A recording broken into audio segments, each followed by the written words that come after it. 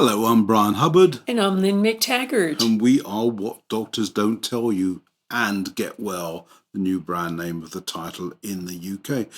Some very important, very interesting news items for you this week, so without further ado, let's begin. Now, a few of you may have seen in your papers that quite recently a whole consignment of Zantac, which is for heartburn, were withdrawn. And this wasn't just in the UK, it was also in France and Canada and even Bangladesh, while existing stocks in the UK were even quarantined. Now, why was that? Well, because they did a spot check on these drugs coming into the countries and discovered that they contained a carcinogen, which is a cancer-causing agent called NDMA. Now, you might say, well, that's just an isolated case, doesn't matter, but it's not an isolated case. This has become a growing problem that has been going on for some time. Last year, a blood pressure medication called valsartan was also withdrawn because, yet again, it was found to contain NDMA. Now, the health regulators reckon that humans can be exposed to about 1 microgram of NDMA and be safe, but the consignment of valsartan last year contained 17 micrograms. And again, the health officials are trying to play this one down, but in fact, other people have done some research into this, and they reckon that it could be causing about 3,500 cancers or so per million doses or something like that.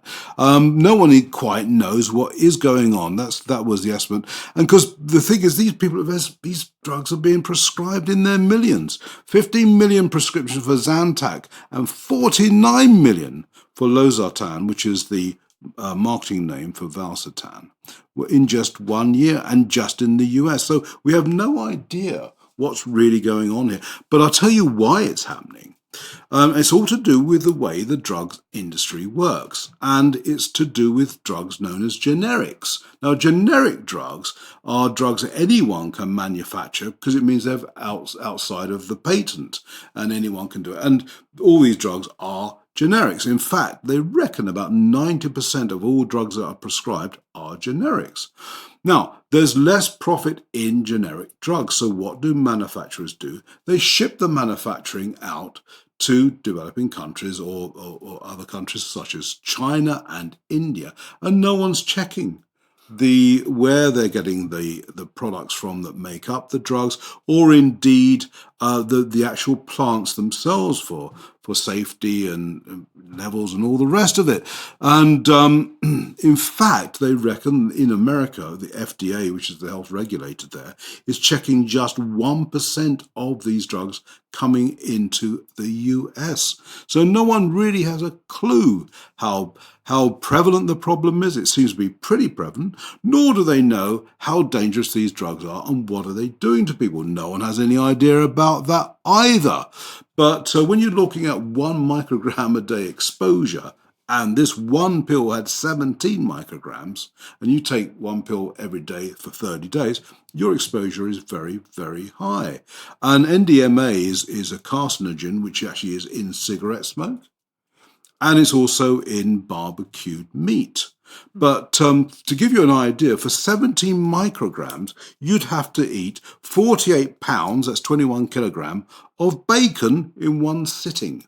So it's an extraordinary situation, Lynne, that no one has any controls over this at all. And there aren't the resources to carry out these spot checks, but people are taking prescription drugs that are filled with a carcinogen. Well, I think it's shocking, and I'm not surprised because over the years, the Food and Drug Administration in the US has been defanged of any kind of real authority to do this sort of spot checking and regulatory work. The problem is over the years, as Congress has decided not to fund the Food and Drug Administration, but to allow drug companies to do that, What they have done over time is place people who are former drug employees or people who are friendly to the industry in there. And so rather than looking at their job as regulation, they are now the friend of big pharma, essentially. And so it's not surprising to me that they don't really check. Hopefully, with this kind of disclosure and these kinds of horror stories, we will now see the FDA take a little more responsibility. But don't hold your breath. As long as the FDA is funded by the very industry it's supposed to investigate, as long as the people inside the FDA are former big pharma employees or people who are very friendly to the industry, we aren't going to have that watchdog we really need. And it's not just about contaminated drugs. This is true across the board with approval processes now. They are ever more lightweight as drugs are pushed onto the market without regulatory control. So basically what we need to do with the FDA is drain the swamp. And this is only just beginning to play out because so far there have been 140 lawsuits filed against the Chinese manufacturing plant in US courts. And apparently there's another 500 cases in the wings waiting to be heard. And in all these cases, the people did indeed go on to develop cancer. And the US Congress has got sort of interested in this now and are looking to either set up an independent authority that does do these proper checks on overseas plants, or to try and beef up the FDA themselves. But as you say, don't hold your breath. Yeah, we need a new FDA and one that is not controlled by big pharma. A cup of tea, right? The great British brew. And there's wisdom in what we're doing, Lynne, because apparently, according to one piece of research out of Singapore, drinking a cup of tea, at least 4 cups a week anyway, and apparently it can be any sort of tea, green, black, oolong tea, they don't mind, will actually improve your neural signaling in the brain, which could well result in you suffering less, reduces your risk rather, of dementia and Alzheimer's. And that's what they reckon. I mean, it's a very, very small study. It's just 36 people who were 60 years and older and whose brains were scanned using MRI. And they discovered, though, that over the years of drinking tea, their brains started to develop differently from non-tea drinkers' brains. And they said that neural signaling had improved as a result of drinking the tea. I mean, I suppose you could take it with either a pinch of salt or a cup of tea. I'm not sure which. I mean, there are so many variables, aren't there, which could make this rather dubious research. I don't know how they could isolate tea drinking from everything else these people are doing. I don't know. But that's what they reckon is going on. And, well, we've been doing it for centuries, haven't we? So, and apart from you lot, who chucked it all in the harbour. So, yeah. If we knew this kind of information, we wouldn't have done it. You wouldn't Absolutely have done it. Absolutely not. No, but this is interesting. And I think, there are particular things in tea. Tea is known to be health-giving in lots of other regards, too. It's got, of course, great antioxidants. And there are numerous things that, help with all kinds of things with aging, with tea. So it's not surprising that we found that it's also good for the brain. Yeah, I mean, there's lots of health benefits they claim from drinking tea, and especially green tea, and cholesterol lowering and all the rest of it. I mean, one wit did actually say to us, well, if that was true, we wouldn't have any cases of Alzheimer's in Britain because everyone drinks tea all the time, which I think also draws up the problems with this sort of research, that, of course, there are so many variables at play, and diet and all sorts of other issues come into play, which obviously makes the tea drinking on its own rather hard to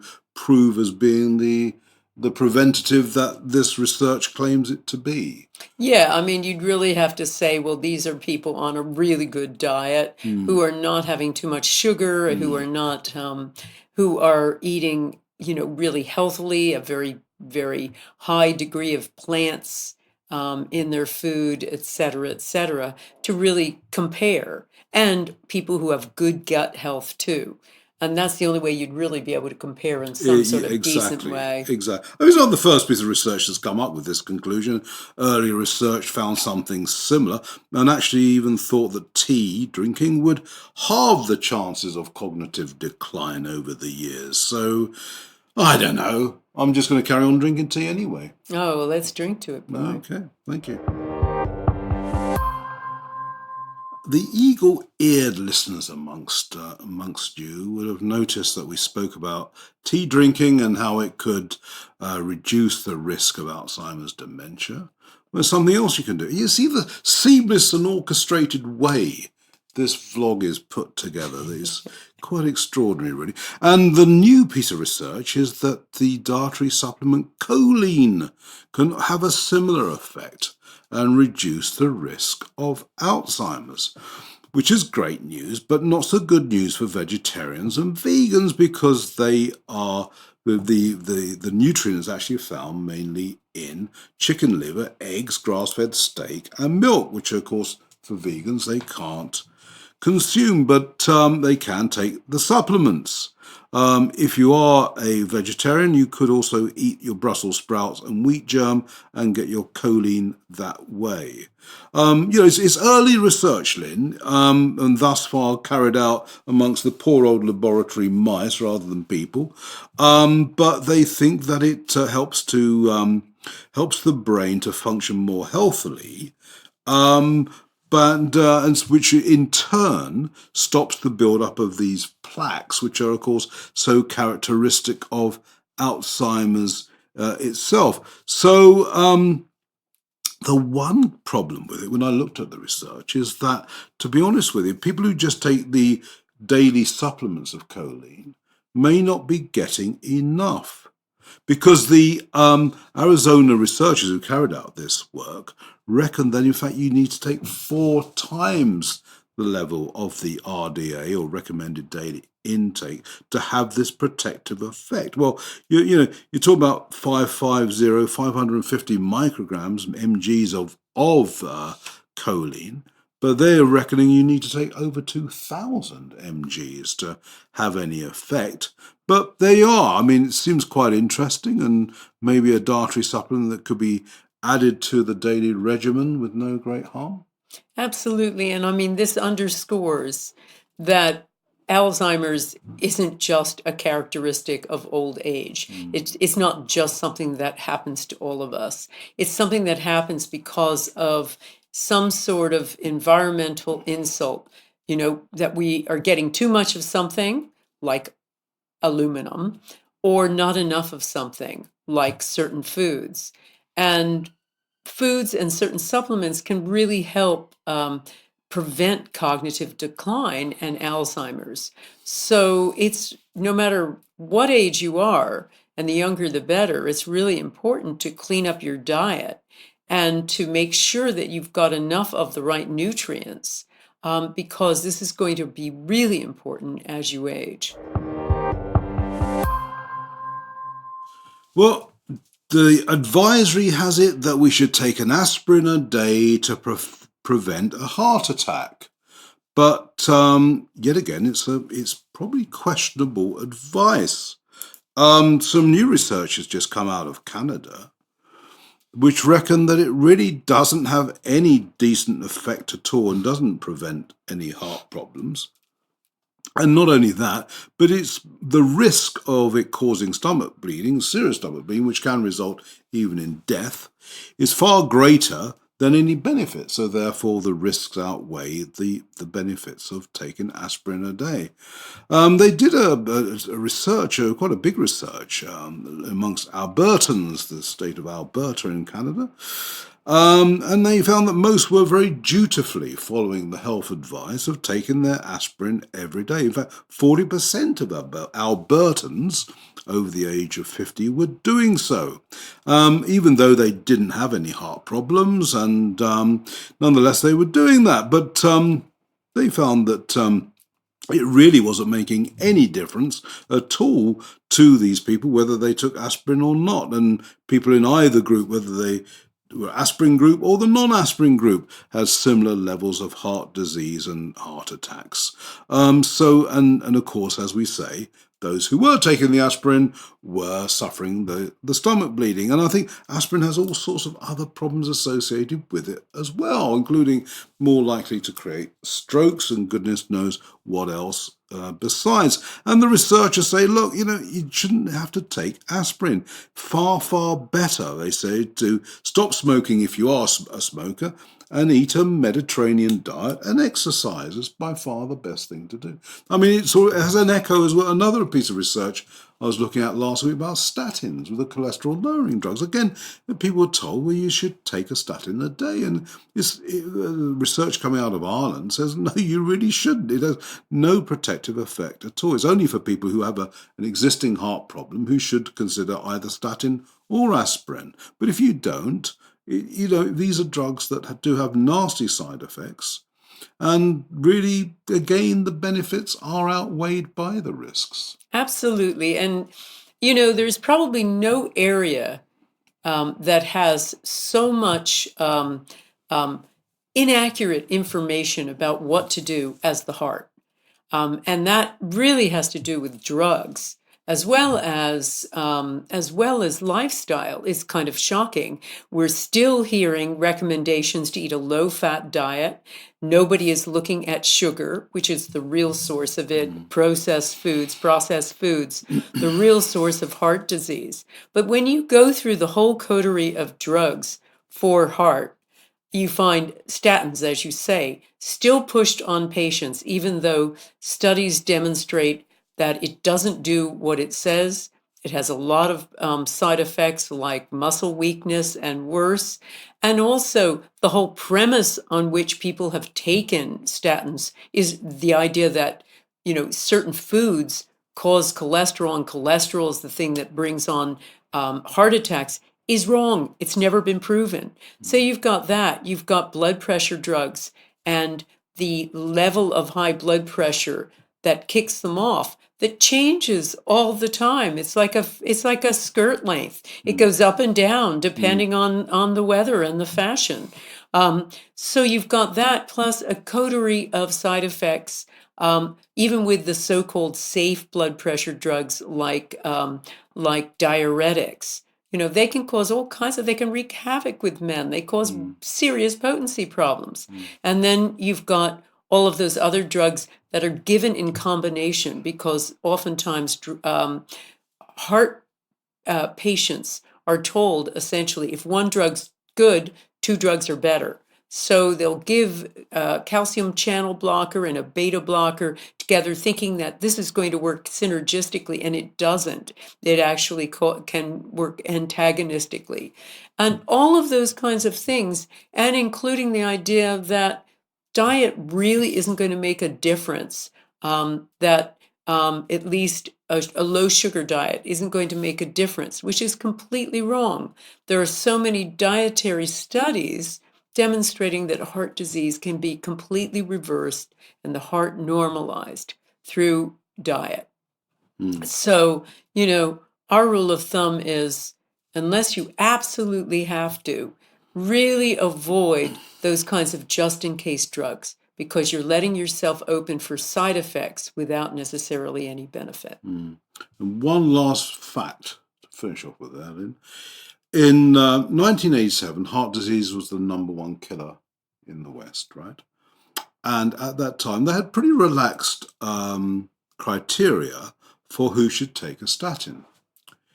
In 2016, they made the criteria much stricter. And as a result, for 40 people who would be taking a statin in 1987, 400 were taking it by 2016. And guess what? Heart disease is the number one killer. Thanks, Lynne. Tread soft, because we're going to talk about vaccinations. No one's allowed to talk about vaccinations anymore, of course, because you're burnt at the stake, and quite rightly too. There is no intelligent conversation that's allowed to be spoken about vaccinations, because you're immediately anti-vax if you say anything. So I'm still going to talk about it, even though I'm not necessarily anti-vax and people should just make up their mind and vaccinate if they wish. But we shouldn't ignore the facts. And one fact that came across our desk the other day is that there's been a polio outbreak in the Philippines, the first in 20 years. And guess what? It's been caused by the vaccine. Who's saying this? The hysterical anti-vaxxers? No, the World Health Organization. They have confirmed that a case of polio has broken out, or happened, whatever you want to call it, and it's been caused directly by the vaccine, because the virus that was caused the problem comes only from the vaccine. So they've had to admit that, in fact, it was the vaccine that caused it. Now, but poor old people in the Philippines don't have a very high regard of vaccines anyway, because they had a terrible business a couple of years back where 3 children died from the dengue fever vaccine, and the manufacturer had to stop supplying it. So now this has happened as well. And guys, this is the fact. This is exactly what happened. Sorry, Lynne? Well, that's right. I mean, we've been writing about vaccination for 30 years.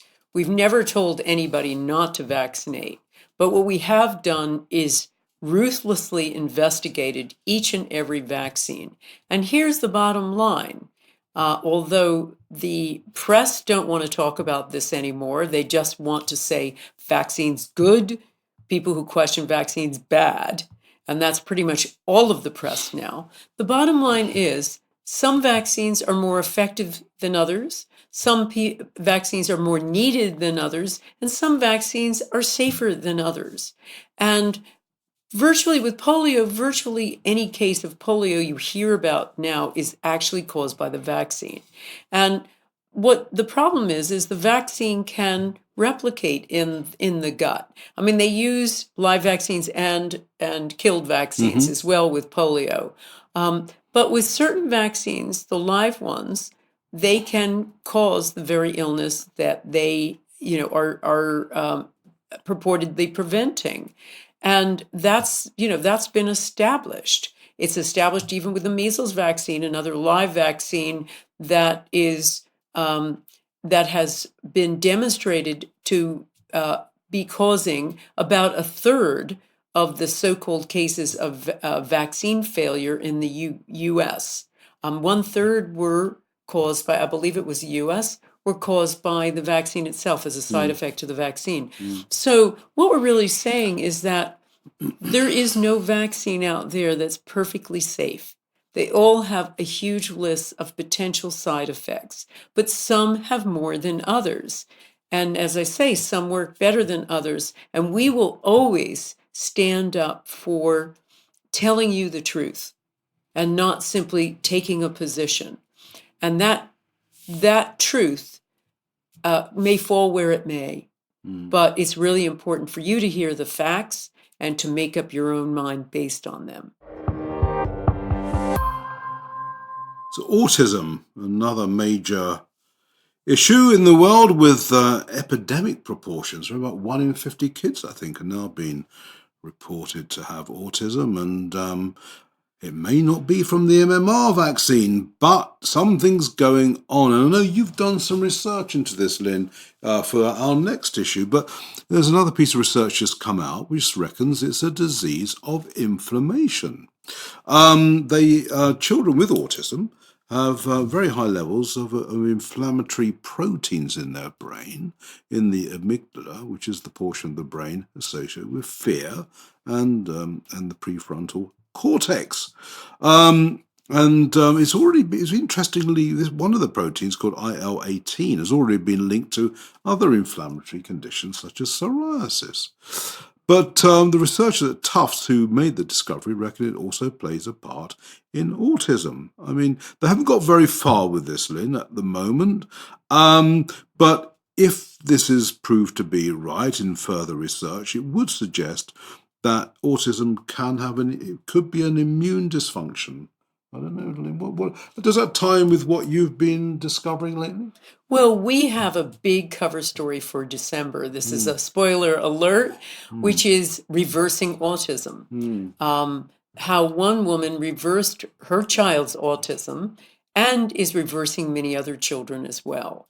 And what it really demonstrates, the work that she's doing, is that yes, it is inflammation, but that there are many causes. In her own son's case, she believed the hepatitis B vaccine kicked it off, but there were many other factors too. He had a high level of heavy metals.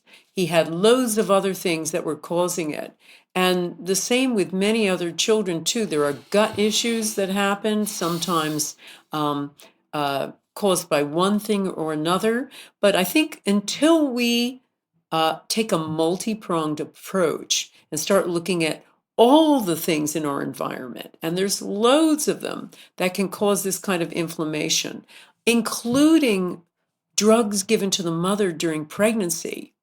Unless we look at all of these things, we're never going to sort out autism. But there is one big bottom line, which is it can be reversed. There are many things that you can do. So do make sure to check out our December issue. Right, so that is a real sort of early warning there of the December issue. And people should say, well, I want to make sure I get that. Well, the way to make sure you get that is to subscribe. WDDTY.com, have a look and subscribe, and we'll send that issue and maybe even this current issue to your door wherever you may live in the world. I think last time I looked, we were delivering to over 100 countries. Absolutely, and we are in 20 different languages too. But, give somebody a really great holiday present, the gift of health with what doctors don't tell you. Oh, what a good line. I like that, Lynn. On which note, I say I'm Bryan Hubbard, and thank you very much for watching or listening. And I'm Lynne McTaggart. We'll see you again next time.